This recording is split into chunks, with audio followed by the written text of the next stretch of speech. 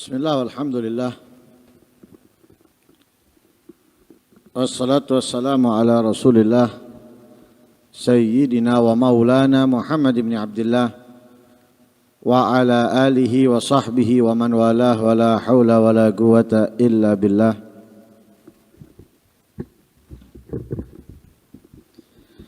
Nawaitu ta'allum wa ta'lim wal naf'a wal intifa' wal mudzakarata wal tadhkir wal ifadata wal istifadah wal hatha ala tamassuki bi kitabillahi wa sunnati rasulih wad du'a ilal huda wad dilala alal khair ibtigha'a wajhillahi wa mardatihi wa qurbihi wa thawabihi minallahi ta'ala.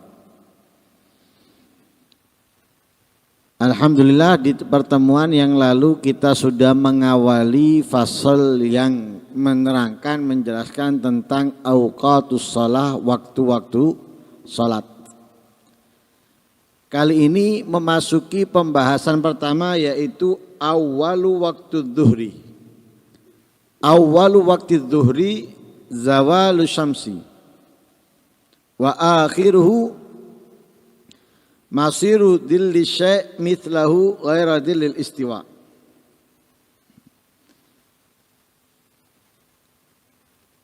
Masuk pertama waktu salat zuhur, yaitu dengan tergelincirnya matahari.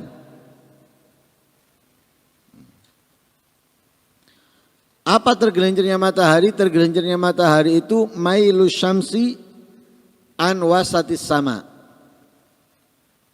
Berpindahnya matahari dari tengah-tengah langit. Maksudnya tengah di sini di batas istiwa. Jadi ada barat, ada timur. Lah, antara barat dan timur itu adalah tengah. Lah, ketika matahari berada di tengah, itu adalah waktu istiwa. Belum dikatakan masuk waktunya zuhur. Kapan masuk waktunya zuhur? Ketika matahari berpindah dari tengah langit, yaitu yang pada waktu istiwa, ke arah barat. Nah, ke arah barat. Lah, itu masuk waktunya sholat zuhur. Jadi pertamanya waktunya sholat zuhur, yaitu tergelincirnya matahari dari tengah-tengah langit atau dari tempat istiwa.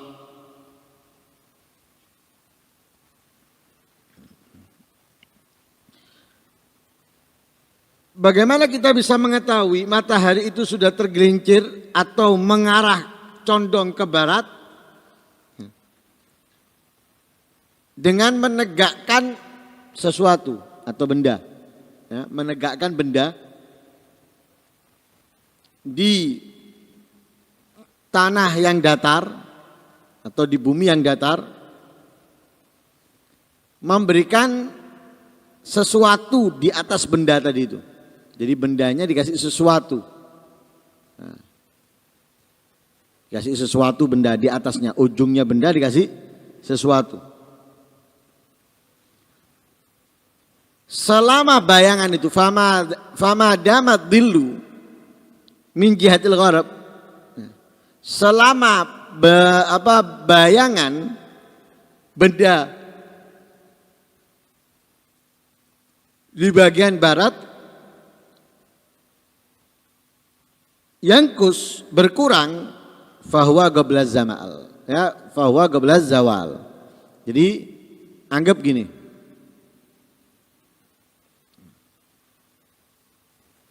ini kemudian dikasih sesuatu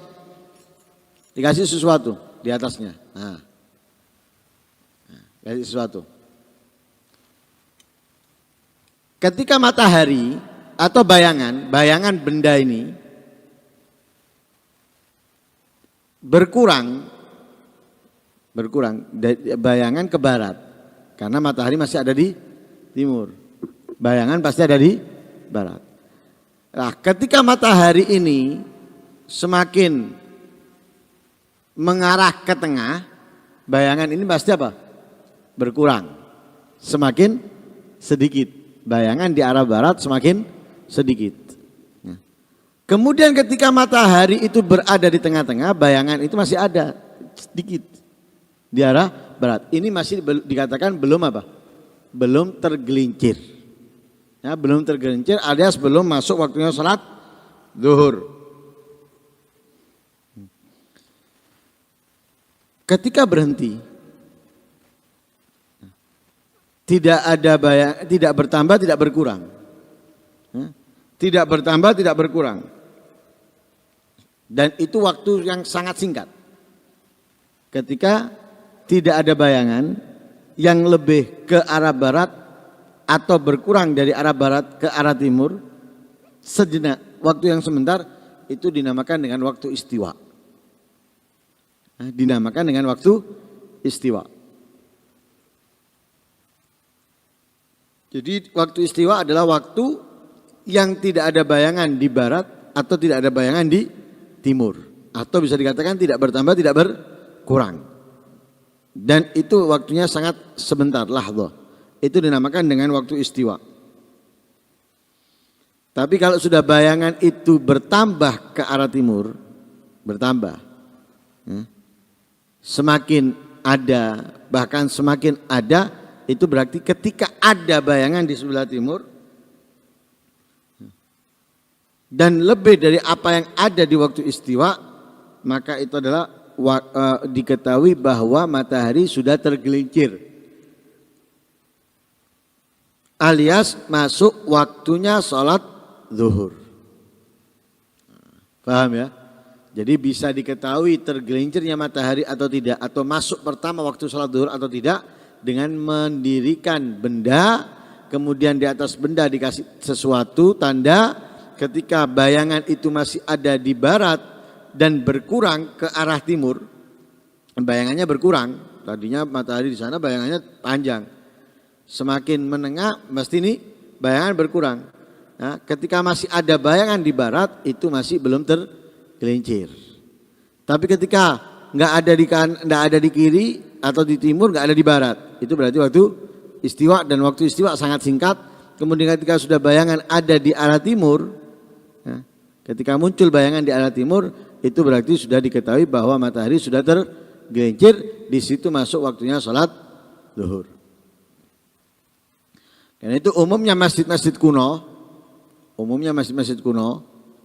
apalagi ketakmirannya itu dipegang oleh para ulama di zaman itu, pasti ada benda itu untuk mengetahui masuk waktunya sholat. Nah, mungkin yang sering ke Pasuruan di Masjid Jamek itu ada. Nah, kalau masuk dari timur, pintu timur, ya, paling selatan masuk itu sebelah kanan ada seperti bangunan boto kecil, ya, setengah meter atau lebih itu. Nah, itu untuk mengetahui masuk waktunya sholat. Nah, itu waktu zawal. Jadi diketahui dengan seperti itu. Wa akhiruhu, dan akhirnya waktu zuhur. Akhirnya waktu zuhur kapan? Idza sara dhillu kulli syai'in mithlahu. Jika bayangan sesuatu menjadi seperti bayangan benda, jika bayangan benda menjadi seperti bendanya. Ghairadil alladhi yakunu li syakhs inda zawal, bukan bayangan yang ada pada benda tersebut ketika tergelincir. Jadi maksudnya ketika tergelincir matahari itu ada bayangan sedikit. Bukan bayangan itu enggak dihitung. Tambahan dari bayangan itu. Tambahan dari bayangan itu, bayangannya sama, bendanya sama. Ya, bayangan dengan bendanya sama, itu berarti akhir daripada waktu zuhur.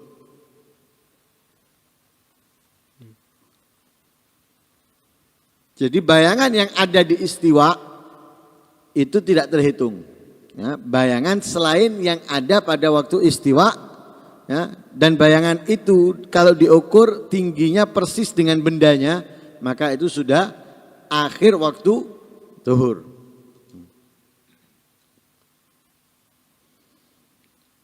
Sebagaimana diriwayatkan oleh Imam Ibnu Abbas bahwa Nabi SAW bersabda, "Ammani Jibril alaihissalam indal baiti marratain, fasalla bidzuhra fil marratil ula hina zalati syams wal fa' mithla syiraq, summa shalla bi fil marratil akhirah hina kana dhillu kulli syai'in mithlah."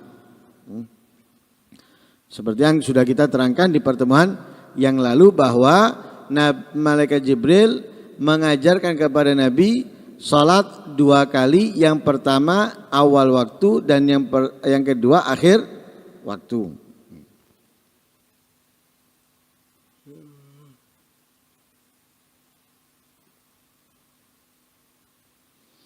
Itu waktu zuhur. Tambahan daripada pembahasan zuhur, yaitu kenapa dinamakan dengan zuhur. Ya, kenapa dinamakan dengan zuhur? Zuhur itu artinya apa? Jelas. Zuhur dari dhahara yat haru. Dhahran atau zuhran, jelas. Dinamakan dengan zuhur karena sholat pertama yang nampak dalam Islam. Jadi sholat yang terlihat pertama kali dalam Islam yaitu sholat zuhur. Karena itu dinamakan dengan zuhur karena apa? Nampak, terlihat. Tapi ada yang mengatakan dinamakan dengan sholat zuhur karena dilakukan di waktu dhahirah, waktu yang terang benderang, siang.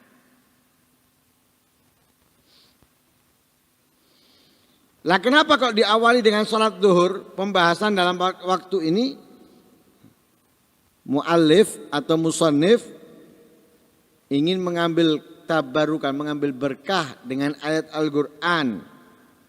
Karena Allah ketika menjelaskan tentang kewajiban sholat di waktu itu diawali dengan sholat zuhur. Wa aqimis salata liduluki syamsi. Aqimis salata liduluki syamsi yaitu zuhur. Dan juga zuhur pertama sholat yang dilakukan Jibril bersama Nabi SAW di Al-Bait yaitu Ka'bah. Ya. Itu zuhur.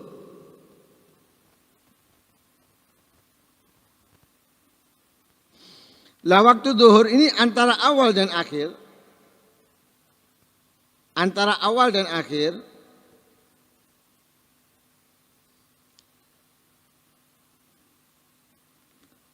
terbagi menjadi 7 waktu. Waktu zuhur ada awalnya, ada akhirnya. Lah antara awal dan akhir ini terbagi menjadi 7 waktu, 7 bagian. Yang pertama waktu fadilah. Ya, yang pertama adalah waktu fadilah. Lah waktu fadilah itu adalah waktu yang afdal.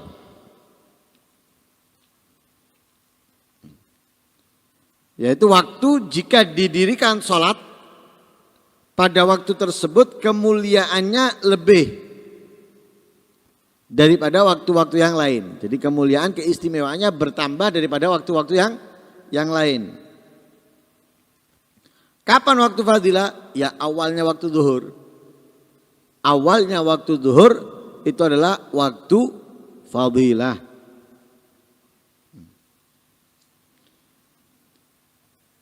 Dengan ukuran menjalankan sholat dan melakukan hal-hal yang berhubungan dengan sholat. Wudu atau mencari air ketika tidak ada air, adzan, qomat, menutup aurat. Nah, ketika ini semuanya dilakukan, kemudian sholat itu masih dikatakan apa? Awalul waktu atau waktu fadilah. Bukan waktu fadilah itu masuk waktunya zuhur, tet langsung sholat. Bukan. Jadi masuk waktunya zuhur, setelah masuk waktu dia sibuk dengan azan, dia sibuk dengan sholat qabliyah, kemudian dia sibuk dengan doa, dia sibuk dengan bersuci, dia sibuk dengan menutup aurat dan semisalnya, kemudian sholat itu masih dikatakan dengan awalul wakti. Masih dikatakan dengan awalul waqt.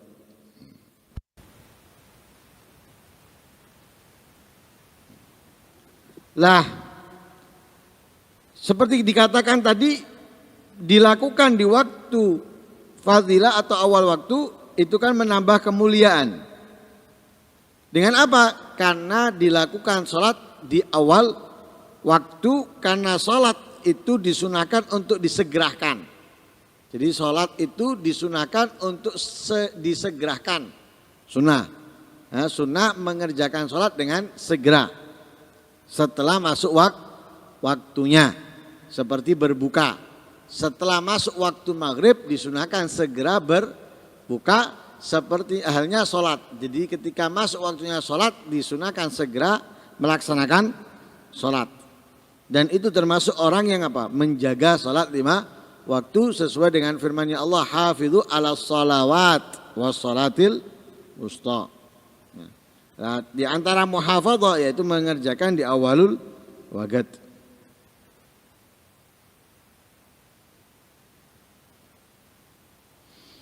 Sebagaimana Ibnu Mas'ud bertanya kepada Nabi, ayyul a'mali afdal?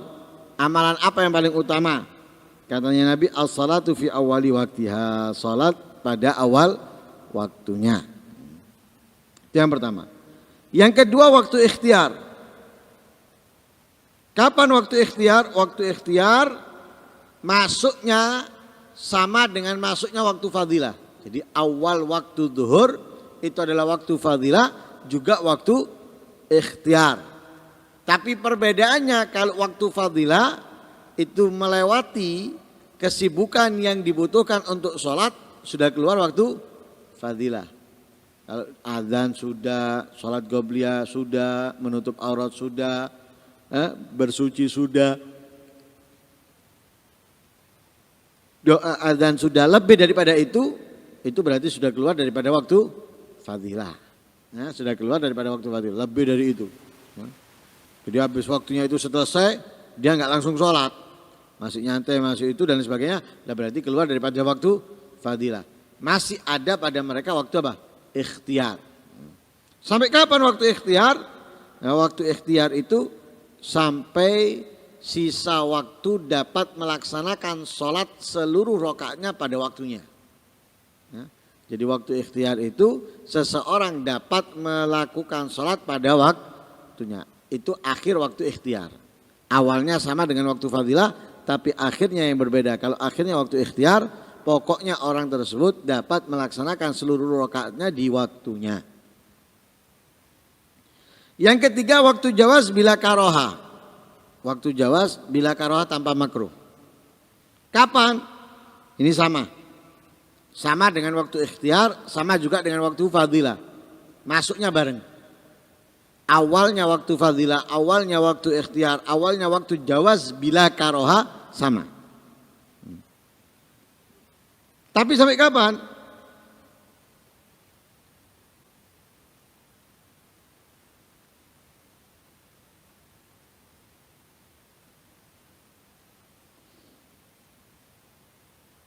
Sampai ini sama, ya, sama dengan waktu ikhtiar. Ya, karena ada perbedaan di situ. Ya, karena ada perbedaan bahwa waktu zuhur itu tidak ada waktu jawaz bila karoha. Jawaz bi karoha. Ya, tidak ada waktu jawaz bi karoha. Yang ada hanya jawaz bila karoha. Lah jawaz bila karoha itu sama dengan waktu ikhtiar, sama dengan waktu fadilah. Awal masuknya. Tapi perbedaannya kalau waktu jawaz bila karoha itu sampai dapat melaksanakan sholat seluruh rakaatnya pada waktunya. Tapi kalau waktu ikhtiar sampai ya pada setengah waktu. Ya, berjalan setengah waktu antara awal dan akhir. Ya, setengah waktu itu adalah waktu ikhtiar. Selebihnya waktu jawaz bila karohak, karena ada yang mengatakan tidak ada waktu jawaz bi karohak untuk zuhur. Kemudian yang keempat, waktu hurma, waktu haram. Nah, waktu haram itu adalah akhir waktu sekiranya seseorang itu tidak dapat melaksanakan sholat di dalam waktunya, alias sebagian keluar dari waktunya, itu adalah waktu hurma. Yang kelima, waktu darurah. Waktu darurah ini adalah akhir waktu ketika hilangnya pencegah sholat. Sedangkan waktu masih ada, waktu sholat masih ada walaupun hanya tinggal takbiratul ihram. Masuknya waktu dalam keadaan haid, dalam keadaan nifas. Semisal zuhur. Waktunya zuhur mau habis. Tinggal beberapa detik atau tinggal beberapa menit atau hanya tinggal takbiratul ihram, waktunya zuhur habis, suci dari haidnya, suci dari nifasnya. Itu adalah waktu apa? Waktu darurah. Dia enggak dosa. Kenapa? Karena enggak nututi. Sudah pasti enggak nututi. Tinggal 1 menit, tinggal 2 menit, tinggal 3 menit, suci dari haid. Apa yang diwajibkan? Mandi. Bisa mandi jenabat 2 menit. Meratakan. Lah kulit kasar. Alusnya aja ditipu dengan bedak. Terus mau menyelesaikan mandi dengan rata, seluruh anggota tubuhnya terkena air, sulit. Nah, makanya dia dinamakan waktu darurah. Tapi sholat itu wajib dikerjakan. Kenapa? Karena pada waktu sholat tersebut suci dari haidnya, walaupun hanya dengan tinggal takbiratul ihram. Ya. Itu dinamakan dengan waktu darurah. Jadi akhir waktu, hilangnya sesuatu yang menghalangi sholat seperti haid, nifas, hilangnya haid, hilangnya nifas, atau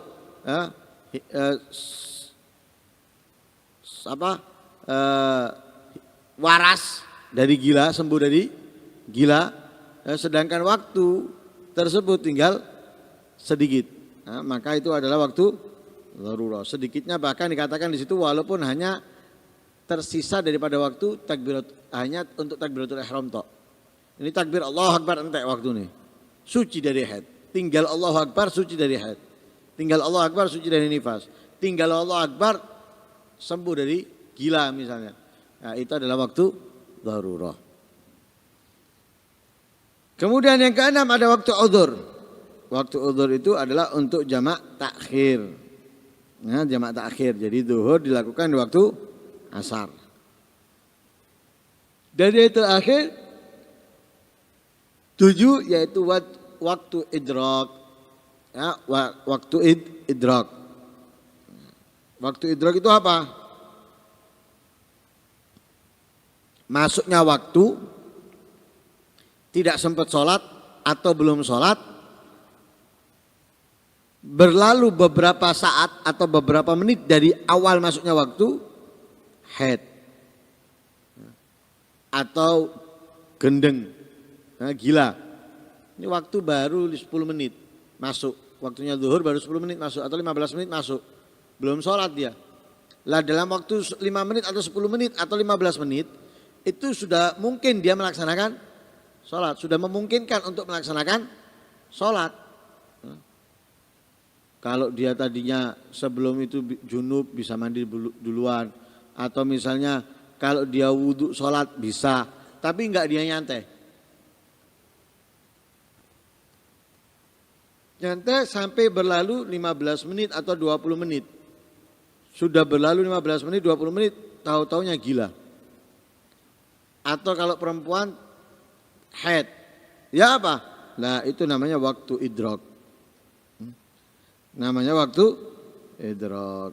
Nah ini terbaginya waktu dalam sholat zuhur. Jadi awalnya kita ketahui, akhirnya kita ketahui, di antara itu ada 7 waktu. Ada waktu fadilah, ada waktu ikhtiar, ada waktu jawaz bila karoha, atau waktu hurma, ada waktu darurah, ada waktu uzur, ada waktu idrak. Ya, mudah-mudahan yang sedikit ini memahamkan dan mudah-mudahan dengan kefahaman yang kita miliki menambah kedekatan kita kepada Allah dan Rasulnya. Amin. Allahumma amin. Wassallallahu alaihi wasallam Muhammadin nabiyil ummi wasallam. Alhamdulillahi rabbil alamin.